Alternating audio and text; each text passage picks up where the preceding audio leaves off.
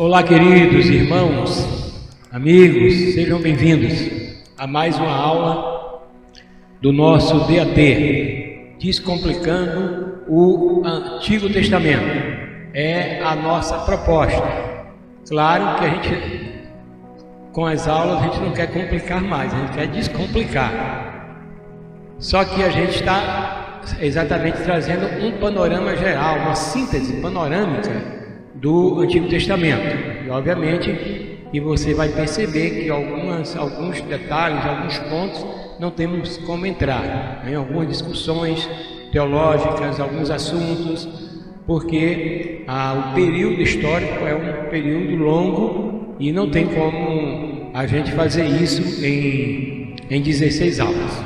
Mas é a nossa proposta, e seja bem-vindo. Pegue aí a sua caneta ou lápis, aí o seu caderno, a sua Bíblia, aí assentado em sua casa, você pode então acompanhar, tá? Então, portanto, a gente vai estar encerrando hoje as 4 aulas do Pentateuco. Nós distribuímos esse panorama do Velho Testamento em 4 momentos. Cada momento vão ser 4 aulas. Então a gente distribuiu, ou dividiu isso, já como é comum, a gente não está criando uma coisa nova não, isso já vem, os próprios estudiosos procuram fazer essa distribuição.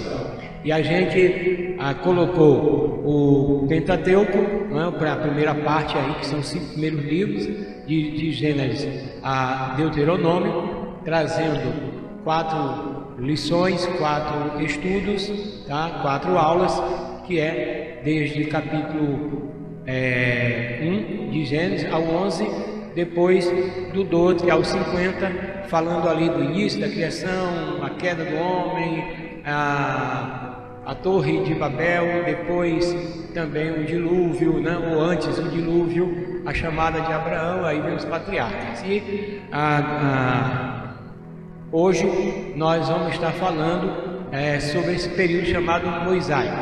O pastor Henrique falou de Moisés desde o seu nascimento, depois o seu desenvolvimento, depois dele ter saído com 40 anos do Egito, fugido ir para Midian, e Deus chama a Moisés, ouvindo o clamor do seu povo hebreu, chamado meu filho, ou meu povo, e aí ele chama a Moisés para libertar. E Moisés liberta o povo de Deus, conforme aí os primeiros capítulos do livro de Êxodo. E o pastor Henrique já falou sobre isso, nós não vamos estar falando mais sobre esse ponto. E hoje nós vamos falar a partir do versículo 20, quando a nação de Israel, agora o povo de Israel, que já não é mais uma família, uma família de Jacó, mas é um povo aí, milhões de judeus. Obviamente que na saída também nós vamos ver que há estrangeiros que acompanham Israel. Só que essa nação, que agora é uma jovem nação, ela precisa de orientação, ela precisa de princípios norteadores, ela precisa de lei, que ajude essa nova nação, agora que era escrava, tá? Totalmente escrava, e agora ela está com liberdade, ela está liberta, mas ela vai entender que mesmo um povo liberto, livre, ele tem responsabilidade e deveres também, obrigações. E aí, nesse período, nessa aula de hoje, nós vamos estar falando. E aí, eu quero ler os 10 mandamentos, tá? Quero que você me acompanhe aí no capítulo 20 do livro de Êxodo. E eu vou ler o versículo 1, 2 em diante. Então vamos ler um, porque aí tirei toda a parte, Então o Senhor deu ao povo todas estas palavras: Eu sou o Senhor, seu Deus, que o libertou da terra do Egito, onde você era escravo. Não tenha outros deuses além de mim. Não faça para si espécie alguma de ídolo ou imagem de qualquer coisa no céu, na terra ou no mar. Não se curve diante deles, nem os adore, pois eu, o Senhor seu Deus, sou um Deus zeloso. Trago as consequências do pecado dos pais sobre os filhos até a terceira e quarta geração dos que me rejeitam, mas demonstro amor por 1000 gerações dos que me amam e obedecem os meus mandamentos. Não use o nome do Senhor, seu Deus, de forma indevida. O Senhor não deixará impune quem usar o nome dele de forma indevida, tá? Lembre-se de guardar o sábado, fazendo dele um dia de santo. Você tem 6 dias da semana para fazer os trabalhos habituais, mas o 7º dia é o sábado do Senhor, seu Deus. Nesse dia ninguém em sua casa fará trabalho algum, nem você, nem seus filhos, nem suas filhas, nem seus servos, nem servas, nem os animais, nem os estrangeiros que vivem entre vocês. O Senhor fez os céus e a terra, o mar e tudo que nele há, em 6 dias. No 7º dia, porém, descansou. Por isso, o Senhor abençoou o sábado e fez dele um dia santo. Aí agora o versículo 12. Honre seu pai e sua mãe, assim você terá vida longa e plena na terra que o Senhor seu Deus lhe dá. Veja aí agora, a partir do versículo 13, os outros mandamentos. Então diz assim: não cometa adultério, não roube, não dê falso testemunho contra o seu próximo, não cobice a casa do seu próximo, não cobice a mulher dele, nem seu servo, nem as servas, nem seu boi ou jumento, nem qualquer outra coisa que lhe pertence. Então aí está a orientação de Deus, que são os 10 mandamentos aí para Israel, tá? E a gente vai estar vendo agora exatamente sobre essa parte aí. Eu distribuí da seguinte maneira aqui essa aula, tá? A gente tem os 10 mandamentos. Os 10 mandamentos, e aí ele sendo desdobrado em 3 partes, tá? Que é lei moral, a lei civil e a lei cerimonial, ou lei moral, cerimonial e lei civil, tá? E a gente tem aí a instalação do tabernáculo, lugar de habitação de Deus. E aí nós vamos fazer aqui um link entre o tabernáculo, né, o que ele apontava também, e a terceira parte aí que eu quero falar são a questão dos sacrifícios, conforme o livro de Levítico, né, que traz orientação no processo de santidade, de santificação para Israel. E depois aí a gente vai fazer uma conclusão falando do livro de Deuteronômio, né? A gente dá uma pinceladazinha passando num livro de número, porque a gente não tem tempo de ver detalhes, e aí a gente conclui essa aula e conclui a aula do Pentateuco, né? As 4 aulas, ok? Vamos lá. Então, a nação é jovem. Essa nação, ela está indo para uma terra que foi prometida por Deus a Abraão, que é pai de Israel, né? Ele é o patriarca, ele é o primeiro. Depois aí vem o nascimento de Isaac, depois o nascimento de Jacó e Esaú, e Jacó ele se torna Israel, conforme aí você já viu lá no livro de Gênesis. E também depois de alguns anos que Israel foi para o Egito, né, a família de Jacó, após aquela ida de José para lá sendo vendido, aí você já viu sobre isso, e eles desenvolveram, e durante 430 anos foi desenvolvido e cresceram, mas como escravos. E agora, depois de libertos por Moisés, conforme você viu na aula do pastor Henrique, eles agora estão indo para Canaã, aquela promessa que Deus fez a Abraão, que Deus faz uma promessa a Abraão de uma herança, tá? E uma terra, um herdeiro e uma terra, uma herança.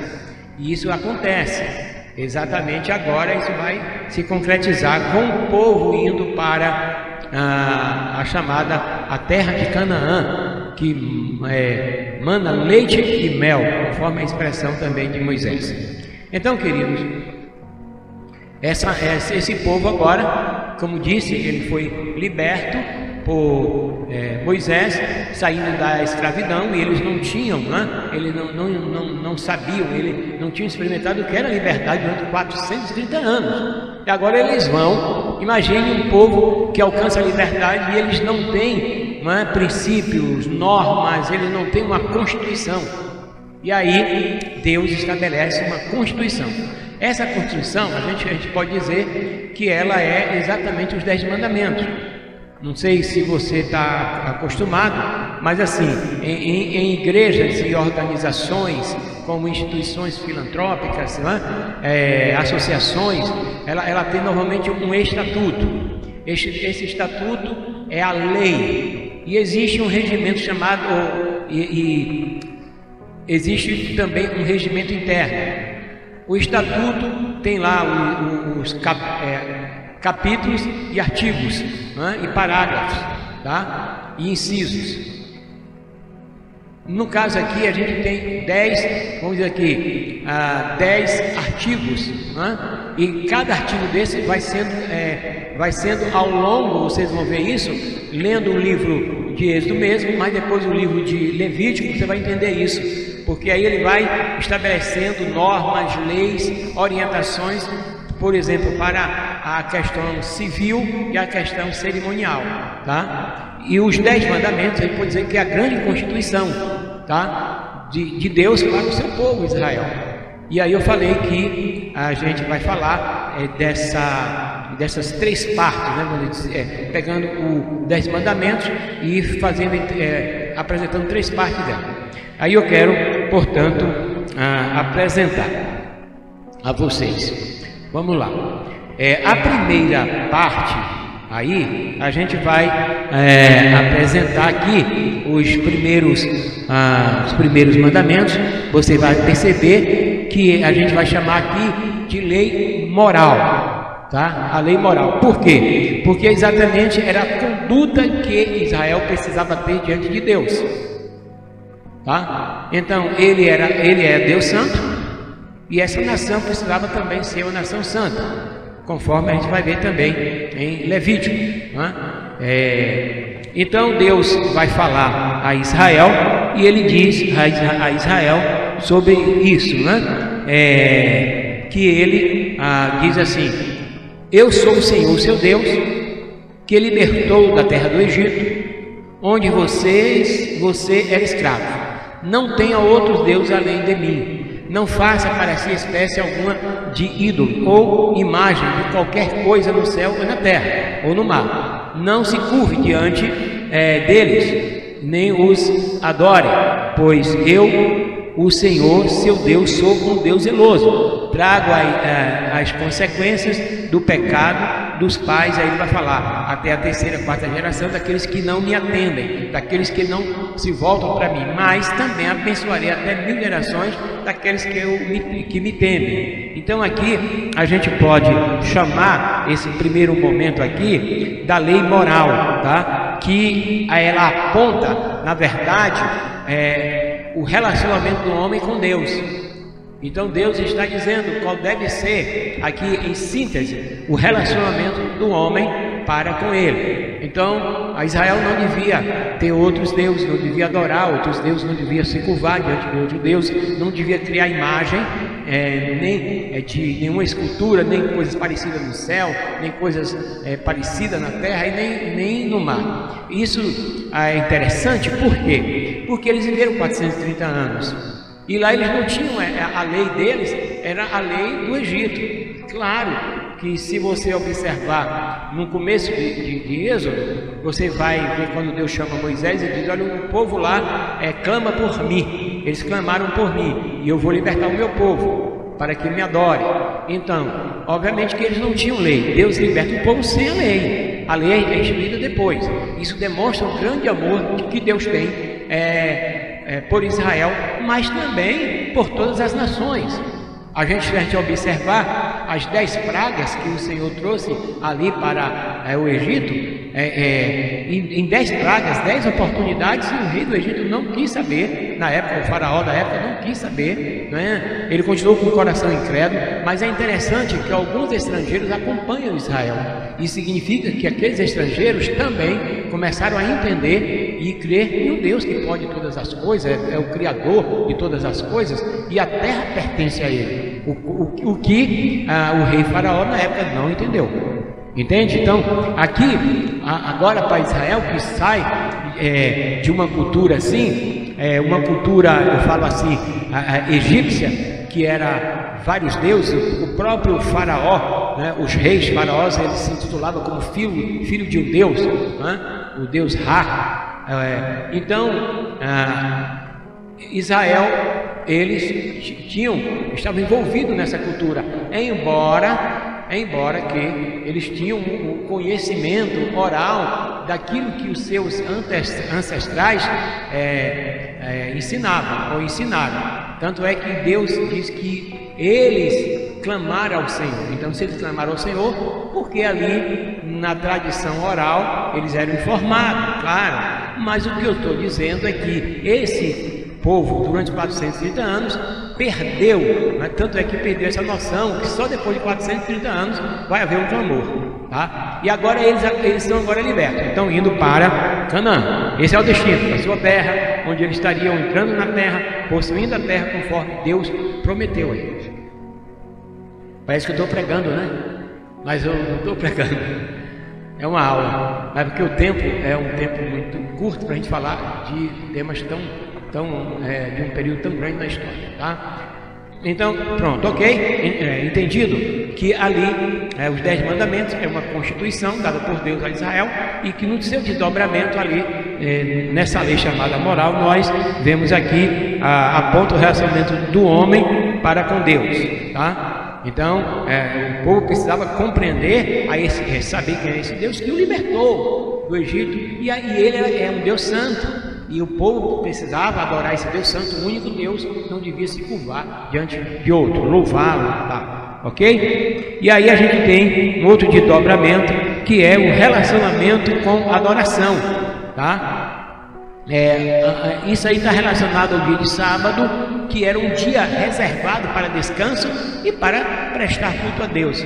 Mas também você vai ver isso aqui, a gente vai ver isso em Levítico, que o povo se apresentava a Deus em adoração, apresentando ao Senhor sua oferta, a oferta no altar, o sacrifício, tá? Então esse povo também precisava adorar Deus, e não adorar outro, não se curvar diante de outro Deus. Então aí a gente vai ver o relacionamento do homem com a adoração ao Deus que ele devia adorar, tá? Então, e aí, no desdobramento dessa lei chamada a lei cerimonial, que é o relacionamento do homem com Deus na adoração, aí foi criado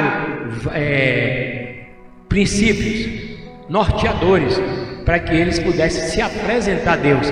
Esses princípios em Levítico, a partir do capítulo 1 de Levítico, aí 2, 3, capítulo 5 e tal, vocês vão encontrar ali a orientação de como eles deviam se apresentar a Deus, tá? O processo de santificar-se, né? Desde eles, cada judeu, tá? Assim também como aquilo que ele ofertava, o sacrifício que tinha que apresentar a Deus, a oferta que ele tinha que apresentar ao Senhor, tá? E a outra parte aqui dos 10 mandamentos, que a gente vai chamar também de relacionamento do homem com a sociedade, e que a gente vai chamar isso de lei civil, tá? Então, assim como ele tinha a lei moral, que era a sua responsabilidade no sentido de adorar a Deus, de buscar a Deus, de serem pessoas voltadas para Deus, tá? Nessa questão desse valor de adoração, de buscar o Senhor, né? Aí que também é a lei cerimonial, e agora a lei chamada civil. A lei civil, aí a gente pode também pegar essa parte aí do versículo 12 ao versículo 17 e chamar isso da lei civil, ou relacionamento do homem com a sociedade. E aí ele começa, essa parte começa: honra seu pai e sua mãe. E esse é um mandamento que tem como resultado do cumprimento dele uma promessa de que você será bem abençoado na terra. Isso foi o que Deus falou para Israel, isso é válido até hoje para nós. Aí ele vai falar: não mate, não cometa adultério, não roube, não dê falso testemunho, não cobice as coisas do seu próximo. Aí está, na verdade, os valores importantes de uma relação interpessoal, de uma relação social, onde as pessoas precisam respeitar o outro, as pessoas precisam, Deus está falando lá que vocês precisam, tá, respeitar o outro, vocês precisam não olhar para as coisas dos outros, não cobiçar, não roubar, não matar. Então Deus dá aí essa constituição, esses capítulos, e que no livro de Levítico, maravilhoso, fantástico, ele vai ali dando a explicação de cada ponto desses aqui. Que a gente pode dizer isso aí no regimento interno de Israel, né? Que para nós também deve ser o nosso regimento interno. Obviamente que a gente hoje tem a presença de Jesus Cristo. E eu falei que a segunda parte aí interessante é a instalação do tabernáculo, tá? O tabernáculo. Bom, Israel sai, o povo hebreu sai, não tinha adoração a Deus na proposta que Deus tem para eles. Tanto é que a mensagem que Deus manda Moisés falar a Faraó era que deixa meu filho ir adorar, sair de lá para adorar. Aí depois ele fala: deixa que Israel venha me adorar. Então Israel agora, saindo dali, ele tinha isso em mente, tá? Devia ter isso em mente, não era para esquecer da questão da adoração ao Senhor.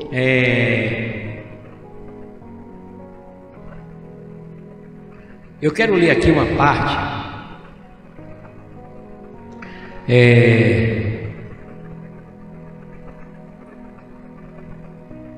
aqui do capítulo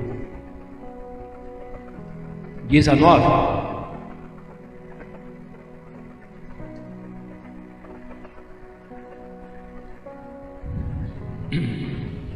Diz assim, eu vou ler uma parte do capítulo 19, a partir do versículo 4, Deus falando a Moisés. Capítulo 19 de Êxodo, versículo 4.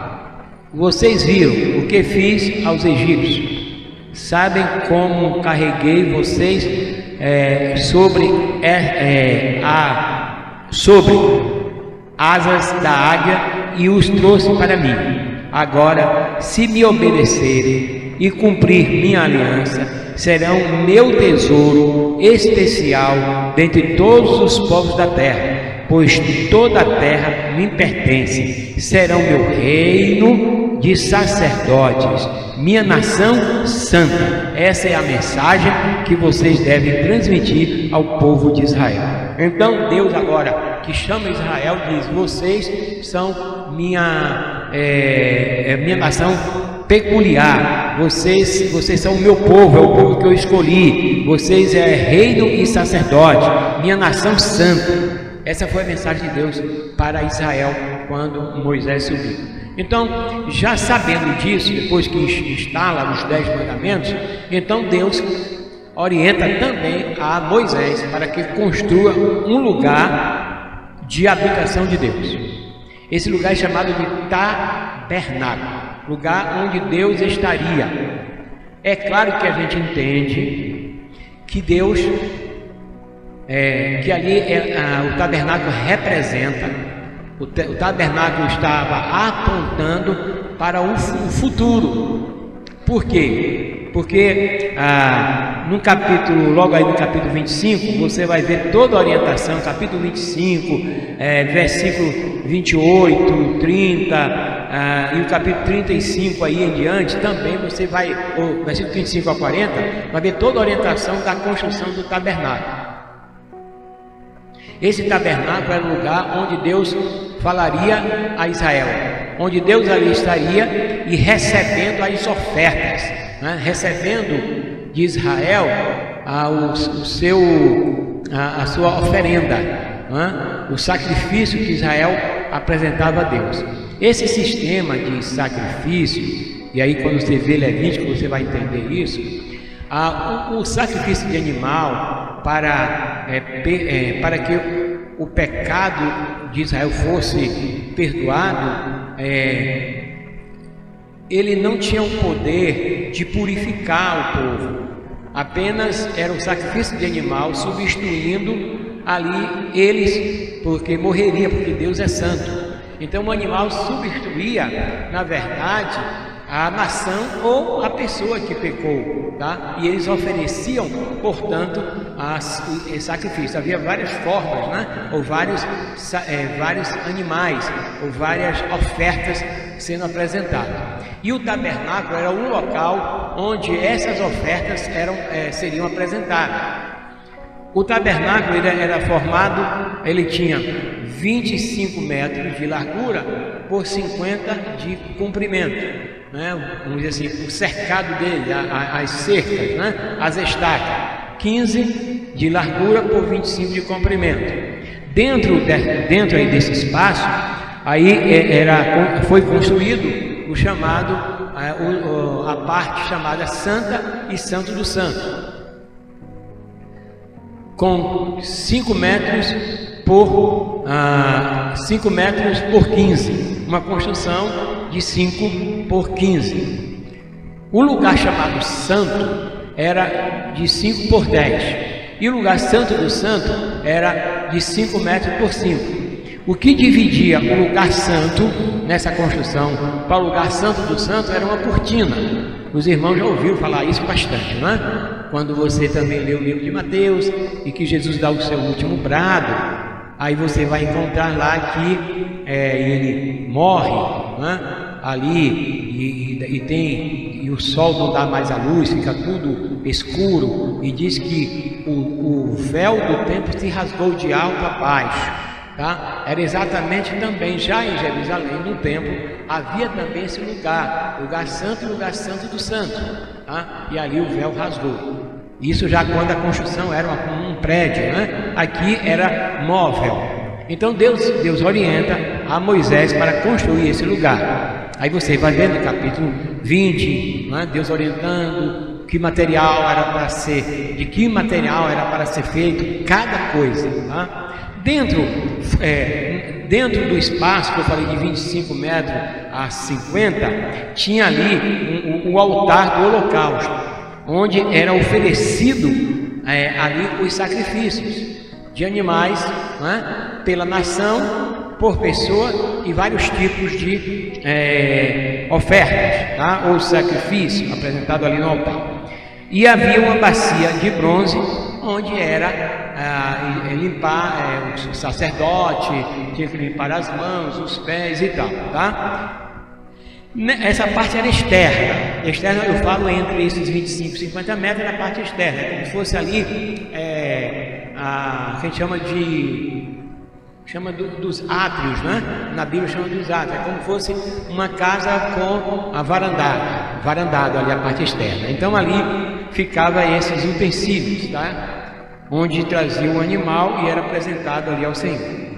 No lugar santo, que era de 10 por 5, havia 3 objetos ali. Era a mesa do pão ou dos pães da propiciação, que era substituído ali, não é? Todo o tempo todo era substituído, e os candelabros, que era aceso, e ali também era colocado sempre o óleo. Quem fazia esse serviço nessa parte era o sacerdote. E havia o altar de incenso, ali que ficava quase já na divisória entre o santo, o lugar santo do santo e o lugar santo. E esse altar ali é onde tinha o incenso, né? E havia a área chamada a área Santo do Santo. O lugar Santo do Santo, como vocês já sabem, só entrava o sumo sacerdote. tá? Ali dentro do lugar santo, do santo, havia a arca, chamada a arca propiciatória, que era a arca do concerto. Essa arca do concerto você vai encontrar aí no livro de Josué, quando a gente encontra Josué indo para atravessar o Rio Jordão e a arca vai na frente, não é? Ali simbolizando a presença de Deus, que Deus estava no meio do povo. E nessa arca tinha ali o maná ali dentro, tinha as varas de Arão. Foi quando ali em Cades Barneia Deus ia destruir o povo e veio realmente a destruição, e ali Moisés clamou a Deus, e aí Arão colocou a vara na tenda, vários líderes, e aquela vara que brotasse, então ali Deus ia estar cessando aquele momento de mortandade. E a vara de Arão foi que brotou, e ela ficou como um símbolo para que o povo não mais murmurasse, lembrasse disso. E a outra parte, e a outra coisa dentro da arca do concerto, eram as tábuas da lei, as 2 tábuas da lei, que eram os mandamentos. Então, aqui é representada a presença de Deus. Isso significa que Deus estava com o seu povo, Deus habitava no meio do seu povo. Eu quero ler para você, rapidamente, Carta aos Hebreus, capítulo 8, para a gente entender melhor o que aponta ali Carta aos Hebreus para nós. Que a relação, qual é a relação do tabernáculo aqui para o Novo Testamento? Qual é a relação do tabernáculo com Jesus Cristo? Não é? Vamos lá. Deus habitava no meio do povo aqui, e o tabernáculo era a representatividade. Tá? Deus recebia o culto, Deus recebia a oferenda do povo, recebia a oferta, tá? E o povo ia para adorar a Deus, para cultuar a Deus. No capítulo 8 da carta aos Hebreus, o autor aos Hebreus, ele vai dizer o seguinte, se referindo ao tabernáculo, tá? Capítulo 1, ele diz: o mais importante é que temos um sumo sacerdote sentado no lugar de honra à direita do trono de Deus, do Deus majestoso no céu. Ele ministra num verdadeiro tabernáculo, o santuário constituído pelo Senhor e não por mãos humanas. De quem está falando aqui o autor dos Hebreus? Está falando de Jesus Cristo, que ele é o sumo sacerdote, não é? Ele agora está à destra de Deus, majestoso no céu, e ele ministra lá no verdadeiro tabernáculo, não construído por mãos humanas, tá? O tabernáculo feito ali pelos judeus era feito por mãos humanas, tá? E o sumo sacerdote era um homem. Agora esse sumo sacerdote, ele agora ministra no lugar chamado também no santuário, no santuário construído pelo Senhor, não por mãos humanas. É claro que a gente vai ver isso aqui também, que esse santuário somos nós, tá? Esse santuário somos nós. Agora veja bem, versículo 5 diz assim, eu vou ler mais um pouco, dá tempo para a gente ler. Versículo 3: e visto que todo sumo sacerdote deve apresentar oferta e sacrifício, era necessário que o sumo sacerdote também apresentasse sua oferta. Se ele estivesse aqui na terra, nem seria sacerdote, pois já existe sacerdote que apresentam as ofertas exigidas pela lei. O serviço sacerdotal que eles realizam é apenas uma representação, uma sombra da coisa celestial, pois quando Moisés se preparava para construir o tabernáculo, Deus o advertiu: cuide para que tudo seja feito de acordo com o modelo que eu lhe mostrei aqui no monte. Agora, porém, Jesus, nosso sumo sacerdote, recebeu um ministério superior, pois ele é o mediador de uma aliança superior, baseada em promessa superior. Se a primeira aliança fosse perfeita, não teria havido necessidade de outra para substituí-lo. Mas quando Deus viu que o povo era culpado, disse: está chegando o dia, diz o Senhor, em que eu farei uma nova aliança com o povo de Israel e de Judá. Aí, irmãos, se você ver isso no capítulo 9 agora, a primeira aliança tinha regras para adoração, bem como o santuário terreno. Esse tabernáculo era dividido em duas partes. Na primeira ficava o candelabro, a mesa, os pães da presença. Essa parte era chamada lugar santo, isso que eu já falei. Depois havia uma cortina, atrás dela a segunda parte chamada lugar santo, santíssimo. Nesse lugar, nessa parte ficava o altar de ouro para o incenso, que eu falei que era junto ali da sala, né? O Santo do Santo, e a Arca da Aliança, inteiramente coberta de ouro. Então ele está falando aqui, trazendo o livro de Hebreu, o que aconteceu aqui no Velho Testamento, tá? Mas se referindo que Jesus agora, ele é tanto o sumo sacerdote, ele é o sacrifício, ele é o Cordeiro de Deus que tira o pecado do mundo. Então nós não precisamos mais desse tabernáculo, porque Deus agora habita em nós, não é isso? Então eu irei para o Pai, Ele vos enviará o Consolador, o Espírito Santo, para que estejam com vocês. Isso Deus falou também ao profeta Ezequiel, certo? Tirarei o vosso coração de pedra, darei um novo coração, onde o meu Espírito habitará. Então aqui, o que Paulo disse lá, indo para Atena, e falou ali quando tinha local para vários deuses, né? Local para colocar ali os deuses, e ele viu lá um Deus chamado o Deus desconhecido. Ele apresenta ali aos atenienses, dizendo: olha, é esse Deus que eu quero apresentar a você, um Deus que não precisa de casa, ele é Deus que não habita em construção feita por mãos humanas, mas ele habita no homem. E aqui a carta aos Hebreus, você pode ler o capítulo 8, capítulo 9, capítulo 10, porque ele vai falar exatamente sobre isso aqui, tá bom? Agora nós vamos para o livro de Levítico, passar aqui muito rápido, porque já estamos encerrando. Livro de Levítico, aí os primeiros capítulos de Levítico, quero que você me acompanhe. Eu só vou citar, viu? Os pontos, não vou ler texto. Capítulo 1. Capítulo 1 de Levítico, vamos lá? Eu que tenho que ir, não vocês aí, que eu estou procurando aqui ainda. Ok? Vamos aqui. Pronto. Aqui fala, capítulo 3, procedimento para oferta de paz. Capítulo 4, procedimento para oferta pelo pecado.